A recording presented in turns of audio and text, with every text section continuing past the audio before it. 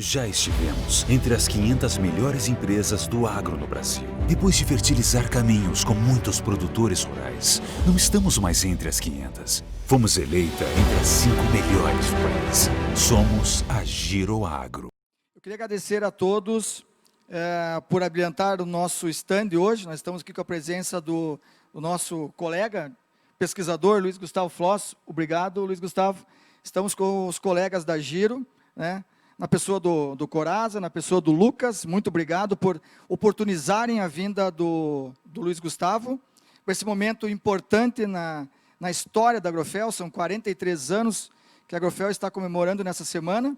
Então, nós teremos muitos eventos durante a semana, e um desses eventos é hoje com o pesquisador, então, professor Luiz Gustavo Floss. Fica à vontade, Luiz Gustavo, para explanar conosco aí sobre as questões ligadas ao agro, né? Principalmente no que diz respeito às altas produtividades. A gente espera que essa conversa, no final, nos traga realmente consciência e entendimento da importância do aumento de produtividade. Já visto que estamos passando por um momento único na agricultura brasileira, que é esses preços, né?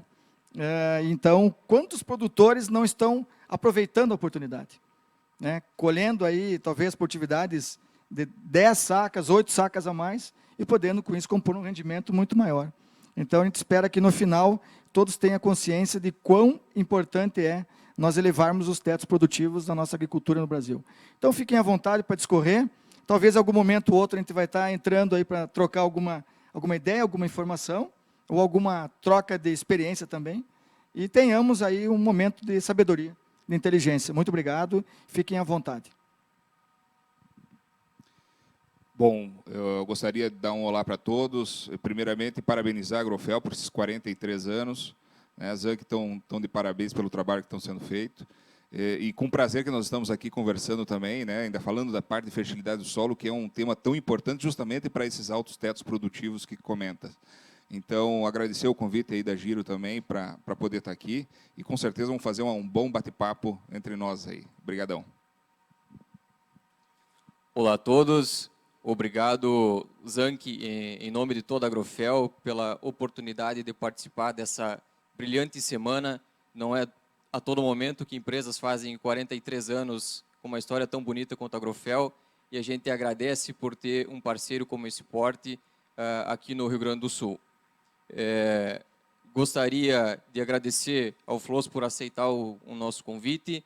E, Floss, já para entrar no assunto, gostaria que você explicasse um pouco do Grupo Floss em si, quais as atividades, quais as ações que você tem feito, no que tem sido trabalhado hoje. Lucas, nós temos trabalhado diretamente para levar a produtores e técnicos do Brasil, no Paraguai, conhecimento para poder melhor manejar as atividades e as culturas que nós temos. Hoje, não só com a nossa estação experimental que está em Passo Fundo, mas principalmente hoje com mais de 800 profissionais que fazem parte dos nossos grupos técnicos de consultoria espalhados por esse Brasil todo. Então, além de toda a parte de pesquisa, que hoje nós temos um laboratório de microbiologia, um laboratório de fisiologia, inclusive fazendo enzimas em plantas, todo o nosso campo trabalhando a parte genética, manejo fitossanitário, e o objetivo todo é de buscar esse conhecimento para poder levar esses profissionais que fazem parte, então, desses grupos.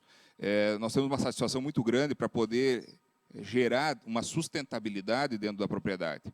E eu acredito hoje que a sustentabilidade venha com alta produtividade, como o Zanck comentou antes. A gente tem buscado realmente aumentar a produtividade, porque é uma forma que nós temos para aumentar a receita do produtor. O produtor não consegue tirar custo, porque o custo é de acordo com a necessidade que ele tem, de acordo com as operações que ele tem, mas a partir do momento que se cria uma condição ambiental, né, em termos de solo, planta e tudo aquilo que ele maneja, traduzir isso em aumento de produtividade. Então, toda essa parte de fertilidade, nutrição de plantas, para nós é altamente importante para conduzir essa planta a esses tetos produtivos mais altos. Olá a todos. Então, nessa ideia, né, Luiz Gustavo, nesse intuito onde a gente tem visto o cenário do Rio Grande do Sul, principalmente, o cenário da última safra, que foi uma safra com uma diversidade climática muito grande.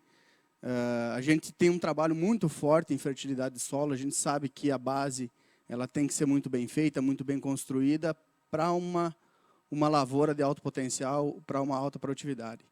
Então, pensando nesse cenário atual, principalmente, eu queria que você discorresse hoje sobre o momento atual, principalmente, da fertilidade de solos no Rio Grande do Sul, tendo em vista essa última safra, 2019-2020. Coraza, tu traz uma situação aí que nós tivemos uma safra com grandes problemas de falta de chuvas em vários momentos com temperaturas altíssimas, beirando 42, 43 graus, dependendo da região, e que quanto maior a temperatura, maior vai ser o estresse dessa planta. Então, muitas vezes, mesmo tendo umidade, que são as condições de irrigação, as áreas irrigadas, mesmo nessas áreas tiveram perdas de produtividade.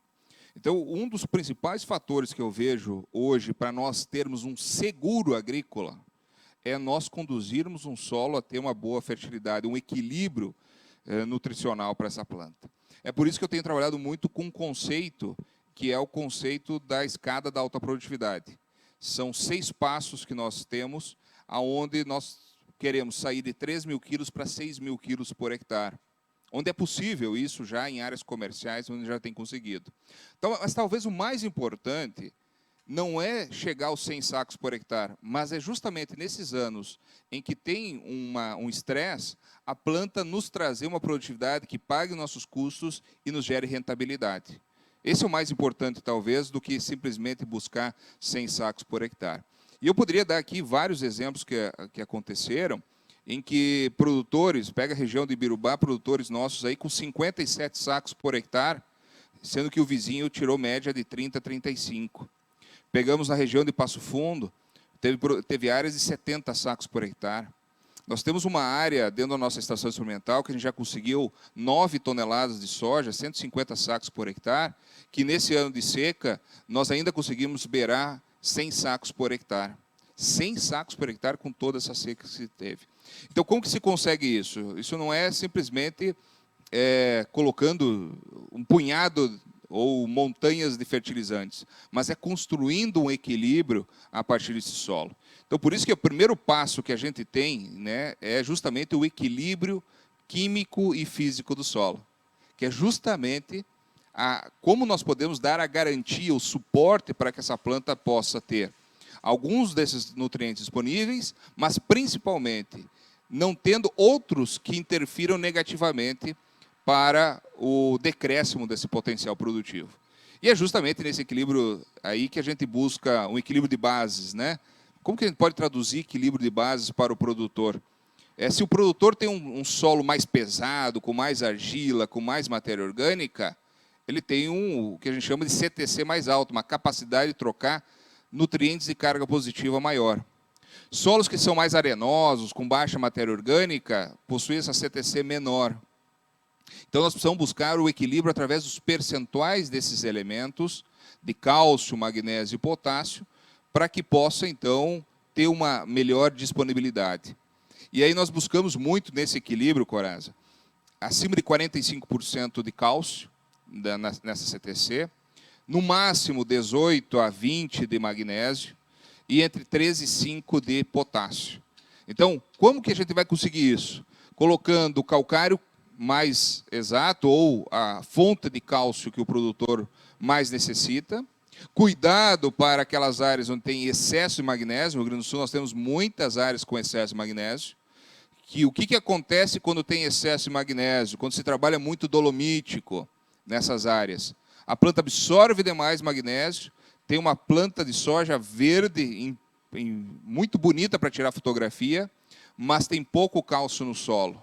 Cálcio não dá cor verde, ele dá estrutura para a formação de flor, formação de vagem, formação de grão, e impede que haja queda dessas vagens. E quanto maior a quantidade de vagens, maior o nosso potencial produtivo.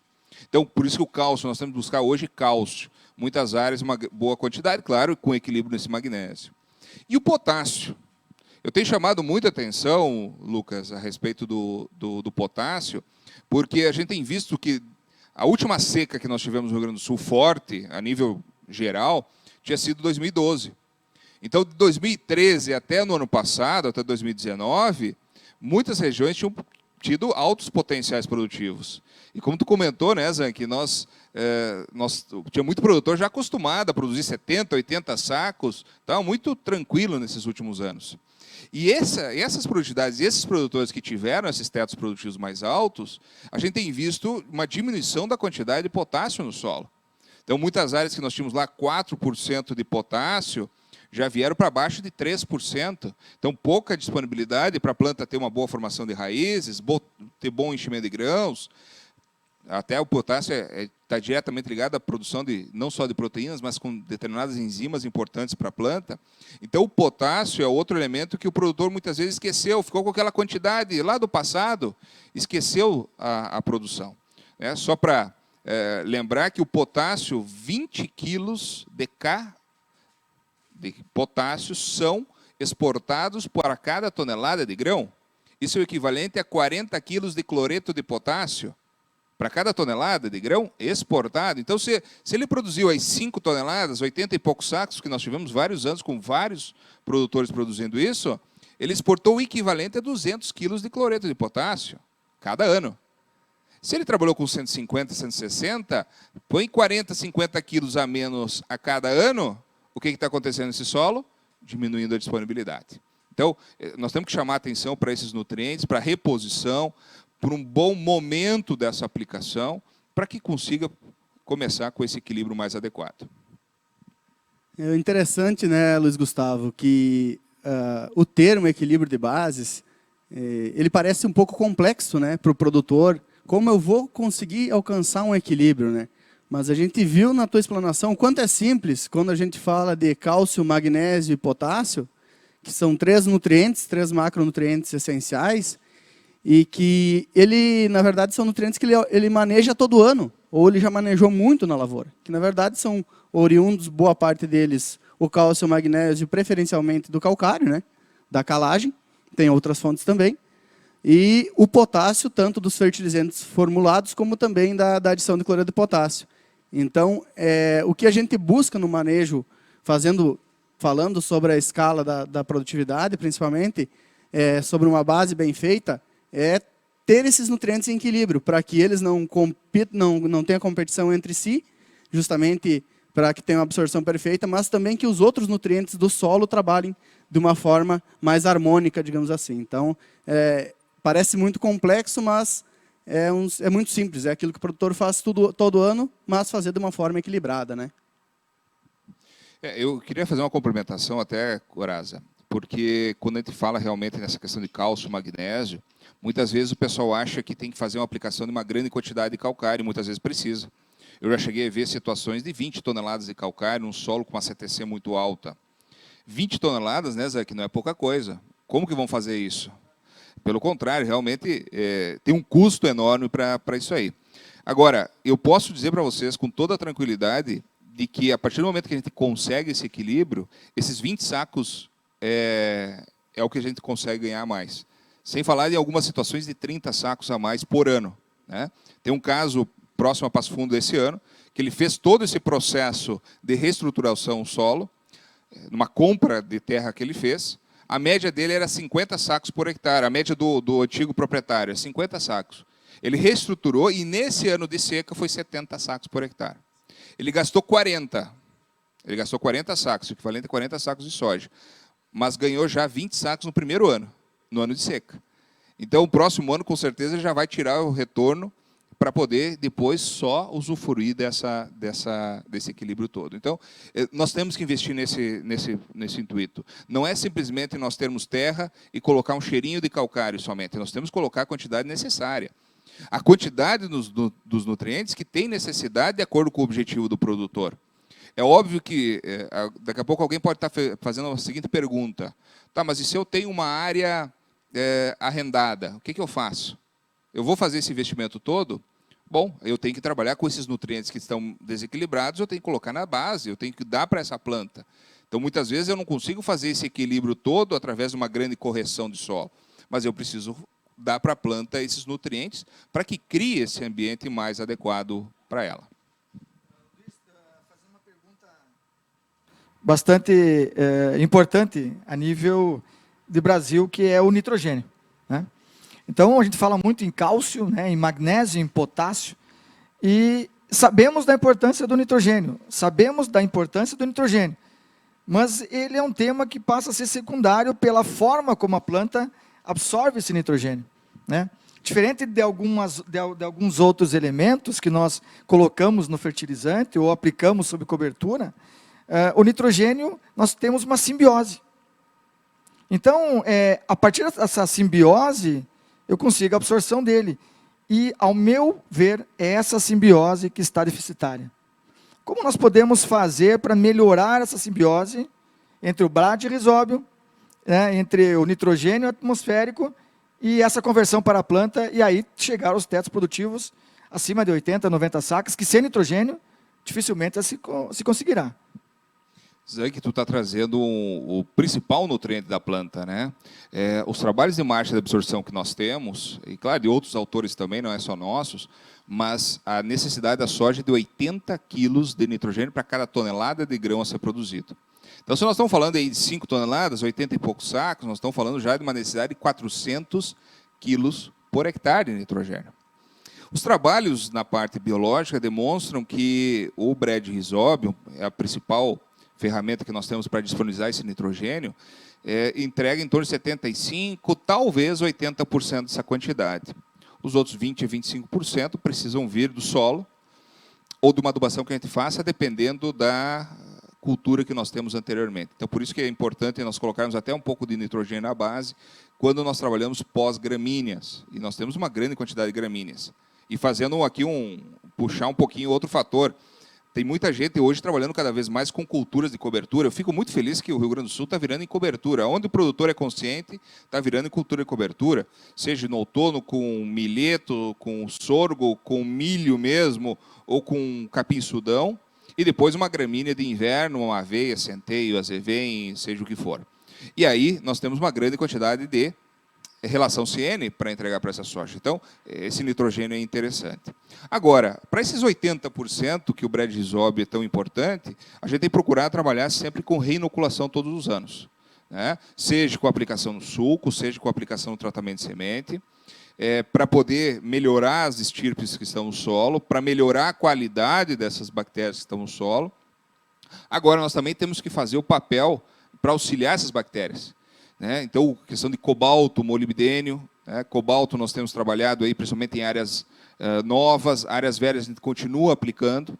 Molibdênio, nós temos um praxe de todas as áreas, todos os anos trabalhar com molibdênio, e o parâmetro que eu utilizo é de 8 a 10 gramas de molibdênio para cada tonelada de grão a ser produzido. Podemos colocar uma parte no tratamento de semente, podemos pensar em colocar no sulco, podemos fazer aplicação foliar, até porque o molibdênio é absorvido, translocado facilmente, não tem problema. Mas é importante essa quantidade aplicada no máximo até o início do florescimento, para que a planta possa ter, então, um retorno mais adequado nesse nitrogênio disponível, né? Vamos lembrar por que esse molibdênio também é importante na fase inicial. Porque mesmo que a planta ainda não está recebendo nitrogênio da bactéria, esse nitrogênio está sendo absorvido do solo. E esse solo tem um nitrogênio que está na forma de nitrato, porque a nossa temperatura é temperatura alta, nós temos umidade no solo, e a transformação de amônio em nitrato pode acontecer em solos acima de 20 graus, tendo umidade, em 3 dias todo o amônio se transformar em nitrato. Então, a maior quantidade está nesse formato. E aí, a planta absorvendo nesse formato de nitrogênio, a planta precisa fazer uma transformação. E o molibdênio é uma ferramenta importantíssima para esse momento. Então, o molibdênio, para mim, é importantíssimo nessa fase inicial, fornecimento desse nitrogênio, e para quem é produtor de semente, o dobro dessa quantidade na hora de formar o grão. Então, do florescimento para frente, então, mais 8 a 10 gramas para cada tonelada de grão a ser produzido. Então, essa é a quantidade, mais ou menos, o parâmetro que a gente vem trabalhando com relação para suportar uma maior quantidade de nitrogênio que a planta tanto necessita. Quando nós falamos na questão dessa interação, então, essa simbiose, hoje nós temos a coinoculação, né? Então, nós temos, além do bradyrhizóbio, nós temos também a presença do azospirillum, Como que tu vê essa dinâmica entre Bradyrhizobium e Azospirillum? E aí um outro questionamento que surge muito, Luiz Gustavo, aplicação no sulco ou um bom tratamento de semente, né? Um tratamento on-farm, que eu tenha aí todas as sementes, né, com o produto equivalente. Né? No teu entendimento, como que isso está se dando a nível de campo hoje? Zanck, para mim isso hoje tem sido muito importante, a interação desses micro-organismos com a parte de nutrição. A gente tem trabalhado também não só para a questão nutricional, mas também a presença desses micro-organismos para o controle de doenças presentes no solo, os problemas que nós temos de fusário, fitóftora, risoctônia, etc. Mas falando especificamente sobre a parte de nitrogênio, nós já temos quase 4 anos já com o nosso laboratório de microbiologia formado. Hoje eu tenho uma microbiologista trabalhando comigo full time, justamente para nós estudarmos cada vez mais. E há um pouco mais de 3 anos atrás, nós colocamos, inclusive, alguns bioindicadores. Hoje nós fizemos fosfatase ácida, beta-glicosidase, arilsulfatase no nosso laboratório. Fomos um dos primeiros no Rio Grande do Sul a fazer isso até de forma de rotina. Mas o que eu vejo nessa questão do nitrogênio, o azospirilo eu vejo importante, mas o azospirilo precisa estar no sulco. Até porque o azospirilo, junto com o Bradyrhizobium, eles têm um antagonismo. Então, eu posso até colocar o Bradyrhizobium no tratamento de semente, mas o azospirilo tem que ir no sulco. Eu posso colocar os dois no sulco sem problema nenhum. O azospirilo eu vejo como uma ferramenta importante, principalmente para a soja, para nós no Rio Grande do Sul, diferente do pessoal mais do norte, do Paraná, do centro-oeste, do Paraguai, que tem uma temperatura do solo mais alta. O azospirilo tem uma sobrevivência com temperatura acima de 20 graus Celsius. Ou seja, se o nosso solo estiver abaixo de 20, esse azospirilo pode vir até a morrer. Então, quando que nós fizemos a semeadura da soja? Lá em outubro para frente, quando a temperatura já está mais alta. Então, é soja que pode estar recebendo com uma melhor qualidade. Então, hoje eu vejo com muito bons olhos o uso desses 2 micro-organismos, mas podemos até colocar aí bacilos, pseudomonas que estão vindo aí, tricodermas, entre outros micro-organismos, como a brincadeira que a gente faz, fazer um sopão no sulco desses micro-organismos, para a gente poder melhorar não só a boa disponibilidade desses nutrientes, mas também ter um melhor controle dessas doenças que estão presentes no solo, esses fungos, nematóides também. Nós não temos trabalhado com nematóides, apesar de ter um laboratório até montado, a gente não tem pessoas qualificadas para isso, mas fungos de solo a gente tem trabalhado bastante até para reduzir. Então, entra aí os bacilos nessa história. Então, eu gosto muito de ver o uso desses micro-organismos no sulco, que a gente pode conseguir colocar uma grande quantidade.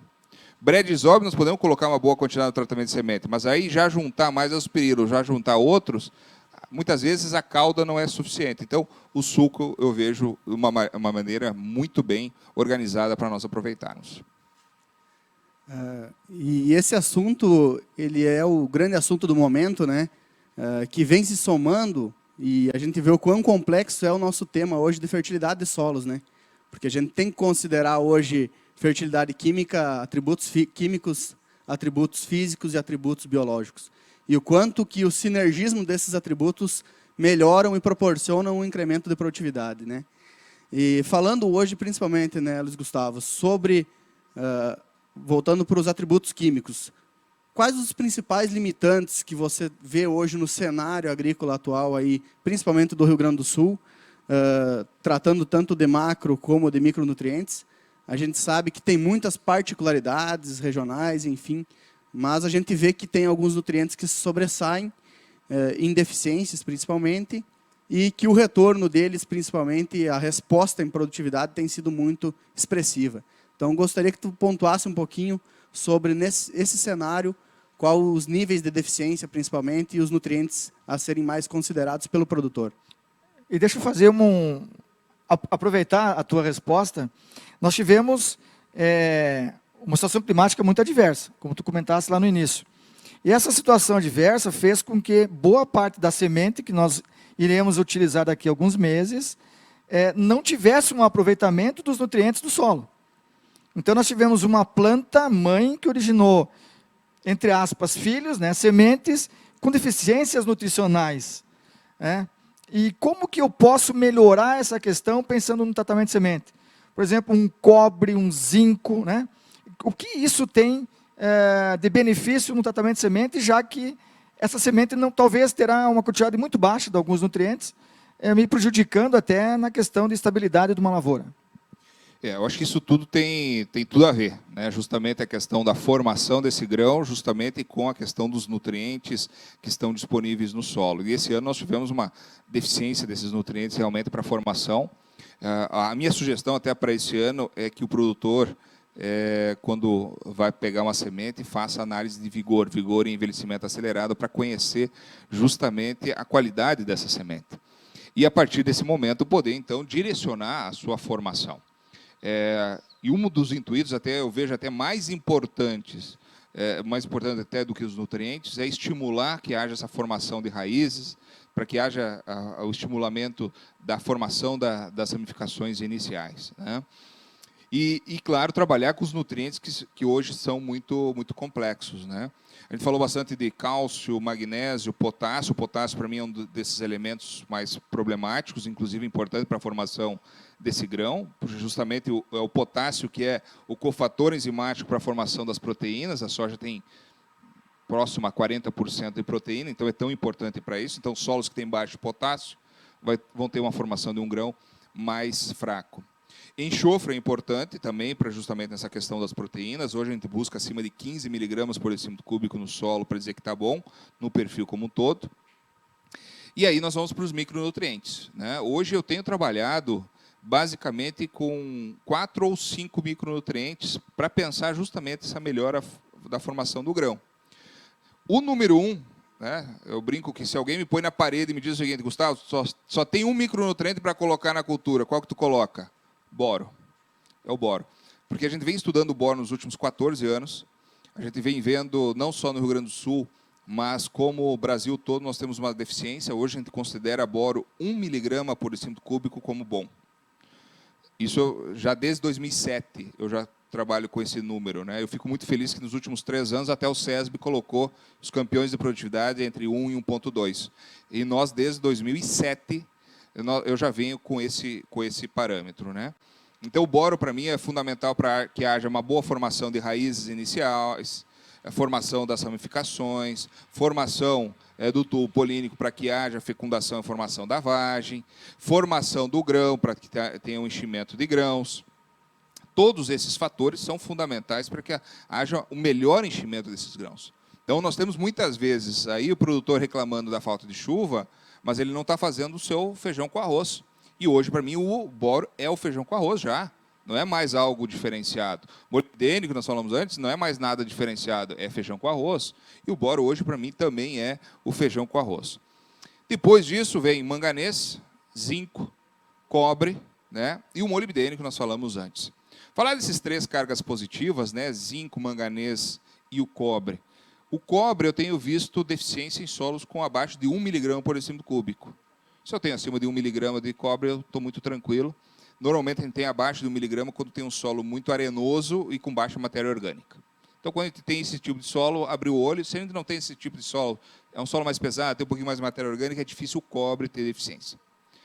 Mas o cobre pode ter deficiência quando nós exageramos no calcário, ainda mais o calcário errado, e nós aumentamos o pH fica superficialmente acima de 6,5, nós já não temos a disponibilidade desses micronutrientes, esses 3 inclusive. Então, é bom lembrar sempre, a gente sempre fala que o cobre é menos importante, mas nós temos uma situação de muitas vezes o produtor colocar calcário em superfície, não tem o solo equilibrado, o cálcio e magnésio, tem muito magnésio, pouco cálcio, e um pH muito alto, e aí vai ter essa deficiência desses nutrientes. Inclusive agora para o inverno também, para o trigo, já que a raiz é superficial, para quem trabalha exageradamente calcário, sem parâmetros, como nós estávamos falando, vai ter esse tipo de situação.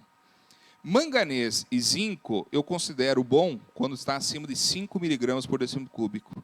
Então, manganês, a gente, além da questão do solo, a gente tem procurado trabalhar por causa do glifosato, até para apropriar uma maior quantidade de nitrogênio para a formação de proteínas para o enchimento de grãos, que também é importante lá na frente.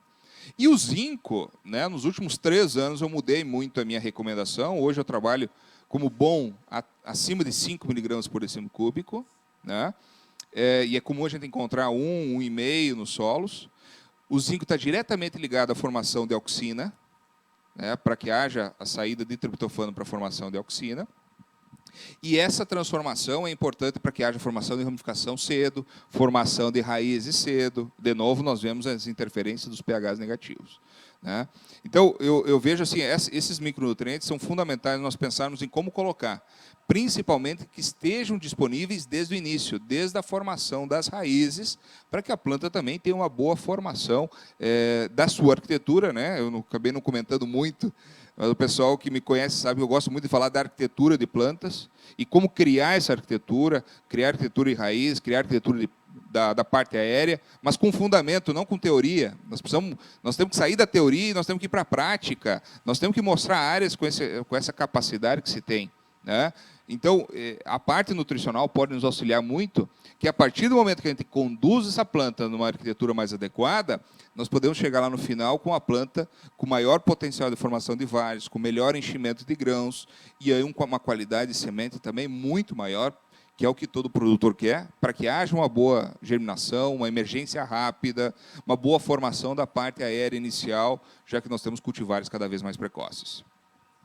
Nesse sentido, Floss, sobre esses micronutrientes que a gente com frequência também observa uma deficiência muito grande nos programas de análise de solo que a Giro faz, a gente vem estudando tecnologias com liberação gradual desses nutrientes, justamente pensando nesse sentido de deixar disponível desde o início, seja via uma dessecação, seja via semente, seja via sulco, para que essa liberação acompanhe a marcha de absorção das culturas. Como tu vê essas tecnologias hoje, qual que é a realidade disso? Lucas, tu está trazendo uma situação que é importantíssima, que nós temos aí um grande tripé da nutrição da planta. A disponibilidade do nutriente no solo, a necessidade que a planta tem e a capacidade dela absorver e, claro, depois movimentar dentro dela. Esse foi um dos pontos que a gente tem estudado muito esses últimos anos, principalmente de 2014 para cá, quando eu refiz todo o trabalho em marcha de absorção dos nutrientes, que eu criei uma nova tabela de teor de nutrientes nas folhas, porque a última vez que se tinha um trabalho, que hoje ainda é muito utilizado, o professor Malavolta, de 1997, né? Não vamos falar muito, né, Zan, que senão a gente fica muito velho aqui, né? 97, há 23 anos atrás, que tipo de soja nós tínhamos há 23 anos atrás? Hoje nós temos cultivares precoces, que nós estamos discutindo com o pessoal da região noroeste do Rio Grande do Sul, e fazer já 3 safras por ano. Não está discutindo se dá para fazer safrinha, não. Nós já estamos pensando em uma 3ª safra. Ah, mas o clima mudou. Não é o clima que mudou, são os cultivares mais precoces, maior adaptabilidade, maior disponibilidade de nutrientes, uma série de situações. Então, hoje, a nossa soja mais precoce é muito diferente do que nós tínhamos lá atrás. Então, hoje nós sabemos qual que é o teor exato de cada um dos nutrientes em V4, V7, R1. E hoje a gente sabe que existe essa marcha de absorção, que é o seguinte, que é a quantidade de nutriente que é absorvida, ela não é estanque, ela não é de uma vez só. Então, precisa ter uma boa disponibilidade. Se a planta tem uma determinada necessidade, e o solo e a nossa adubação conseguem adequar isso, né, pode ser via solo essa aplicação. Então, nós podemos aumentar a quantidade desses nutrientes no solo para que a planta consiga fazer essa absorção e tenha essa nutrição de acordo com a necessidade que ela tem, né? Então, eu vejo com muito bons olhos, a partir do momento que nós temos essas deficiências, quando nós temos essa necessidade que a planta tem, como fazer essas aplicações para justamente atender essa necessidade que hoje se encontra. Hoje nós temos esse trabalho em marcha de absorção em 2 culturas, que é soja e milho. Então, hoje eu vejo também o milho como importantíssimo, essa questão de disponibilização durante o ciclo todo.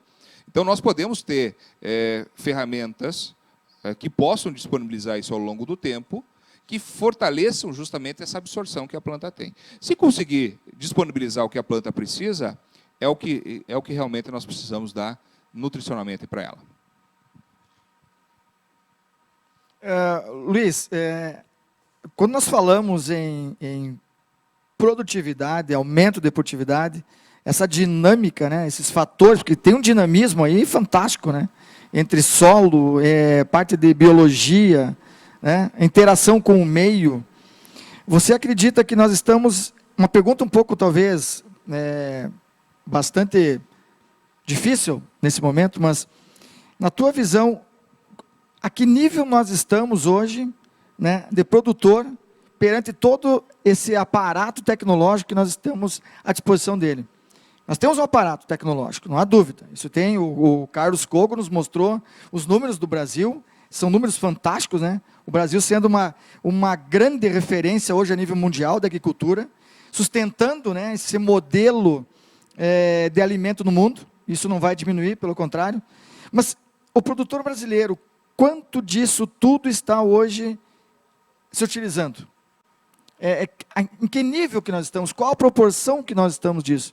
Quanto falta galgar para que nós estejamos realmente num teto dito suficiente, né? Tu tem alguma ideia desse número, como que estamos? Zé, que essa é uma pergunta bem... capciosa. Bem capciosa.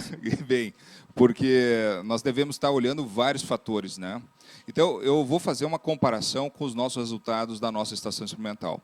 Eu tenho áreas, claro, de parcelas que são de 2/7, que é o nosso padrão, mas eu tenho áreas demonstrativas e que eu deixo justamente para esses tetos produtivos para poder olhar o quanto que nós temos de potencial. São áreas de 2.000 metros, 3.000 metros quadrados, então um quinto, um terço de 1 hectare, que a gente conduz de forma comercial. A gente não é de ficar colocando colherinha de fertilizante como se fosse dar todinho para a planta, a gente faz como se fosse o produtor normal.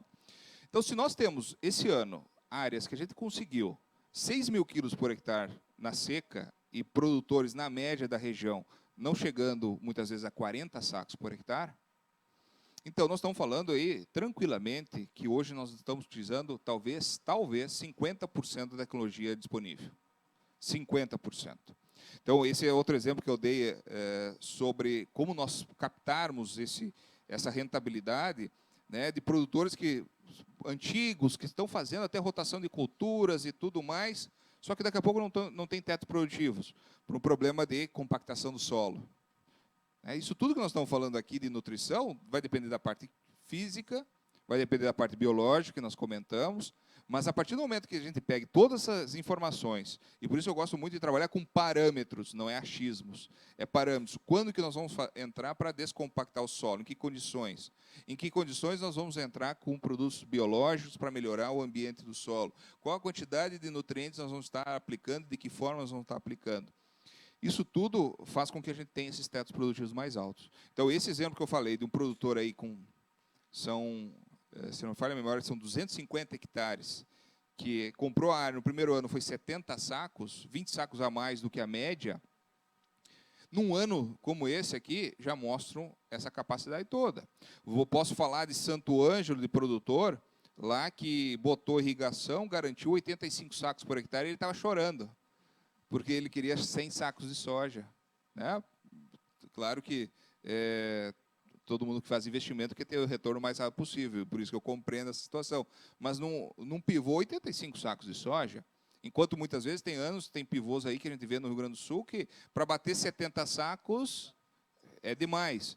Então, nós precisamos pegar todos esses parâmetros, e essa minha vida profissional me mostrou que a gente precisa buscar esses parâmetros. Muitas vezes a gente não tem a certeza, mas a gente tem um indicativo de caminho, mas que o dia a dia vai nos mostrando esse caminho, a partir desses parâmetros, como é tão importante. Isso que até o Coraz estava perguntando, o Lucas antes nós estávamos discutindo um pouco sobre a questão de cálcio, magnésio. Por exemplo, cálcio, buscar acima de 45%, buscar 50%, 60%, né, até 65%, eu trabalho desde 2004 esse conceito. 2004, nós estamos falando de 16 anos.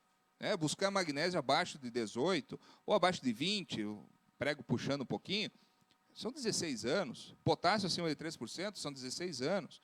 E hoje começa a sai uma dissertação de mestrado, uma tese de doutorado falando sobre isso, deixando para trás, acho que é uma questão de, não podemos falar mal, mas é uma questão de continuidade do conhecimento. Deixar para trás aquela velha questão da relação cálcio-magnésio. Foi um estudo da década de 70, 80, que não cabe mais para nós, até porque nunca foi confirmado isso oficialmente. Se a gente pegar aí 50 trabalhos, teses, mestrado, a gente vai ver relações de 2 até 17. Aí qual que está certo? Agora, o percentual, criar esse equilíbrio, de que forma criar esse equilíbrio, eu acho que hoje nós temos uma certeza muito maior para a gente poder aproveitar. Então, nós pegarmos esses parâmetros, E eu estou falando aqui dentro do Rio Grande do Sul, mas não podia ir para o Paraná, podemos para o Paraguai, podemos para o Mato Grosso, podemos para a Bahia, Piauí, qualquer lugar desse Brasil, nós temos modelos já produzindo 100 sacos por hectare, não para concurso de produtividade, que é o que eu costumo dizer, é área comercial. Nós temos que produzir 100 sacos em área comercial, não para colocar em concurso de produtividade. Por quê? Concurso de produtividade ele vai passar creme, vai botar fungicida na folha de pincel, se precisar. E não acho isso errado. Concurso de Miss, concurso de qualquer coisa, todo mundo faz a maquiagem que precisar. Agora, para ganhar dinheiro, que é o produtor que está comercialmente, nós temos que utilizar esses parâmetros. E eu acredito que nós temos muitos parâmetros que nós podemos já trabalhar para garantir aquilo que eu comecei. Lá no início eu falei de gerar o seguro dessa lavoura.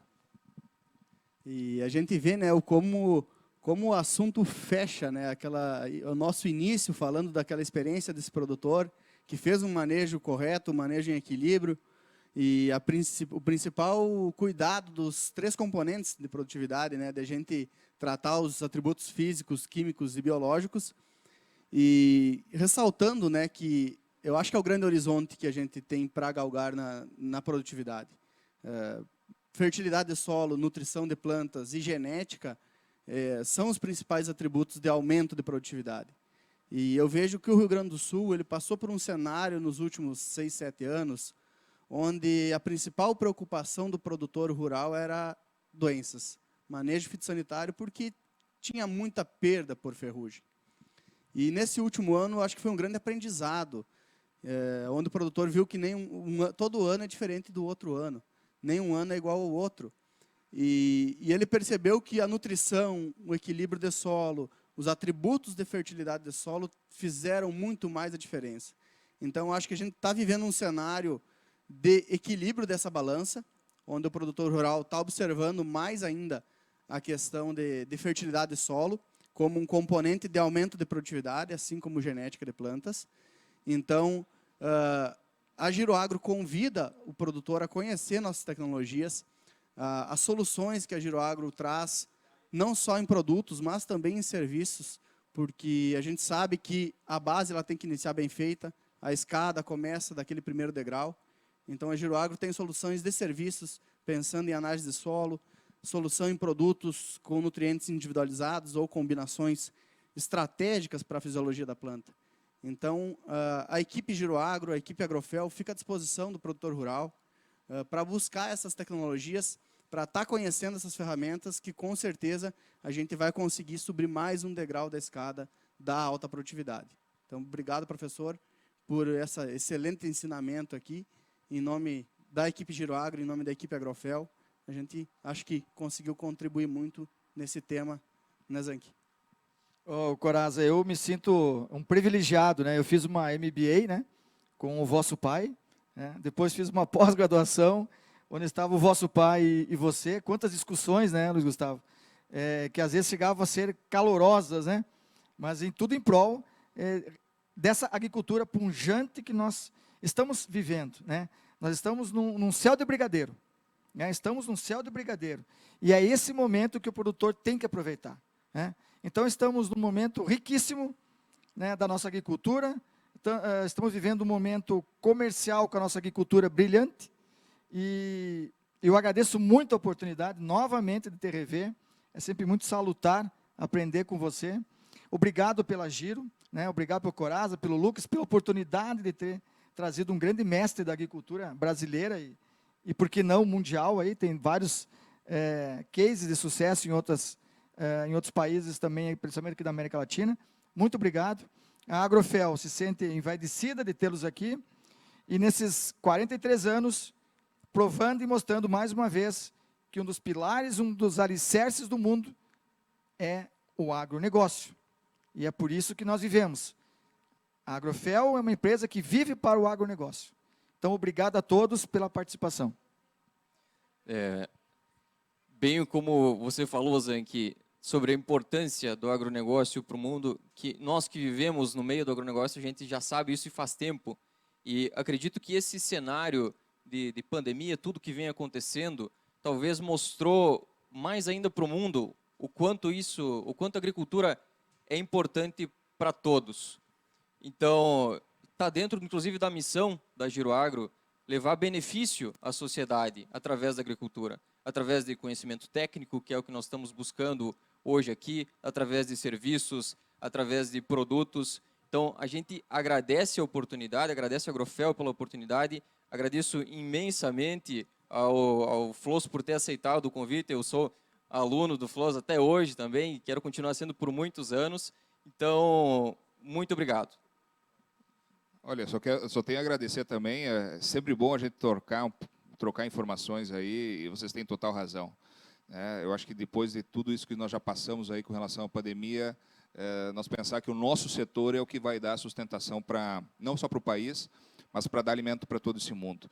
E nós vamos sair mais fortalecidos, eu tenho certeza disso, é o que eu tenho falado para os nossos grupos, com esses preços que tu comentaste, né, Zanchi, é o que vai dar gás para esse produtor também, sacudir aí, que nós tivemos essa safra muito ruim, mas nós estamos com a nova safra aí, nós está batendo já, né? Daqui 20 dias já tem gente plantando milho lá no Noroeste, né? Daqui 60, um pouco mais, 90 dias já temos soja no campo. Então, é um momento realmente para o produtor enxergar isso, as oportunidades que existem, e quem foi rápido já se colocou para frente, que é o momento de investimento. Aquele que já estava preparado, esse vai nadar, esse vai surfar. Aquele que não se preparou, ele vai ter condições agora para fazer isso. Então, obrigado, parabéns novamente pelos 43 anos. Muito obrigado. Muito bom estar aqui com vocês nessa comemoração. Obrigado pelo convite aí, Lucas, Coraza também.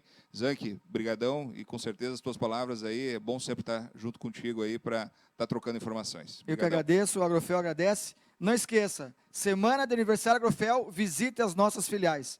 Obrigado a todos.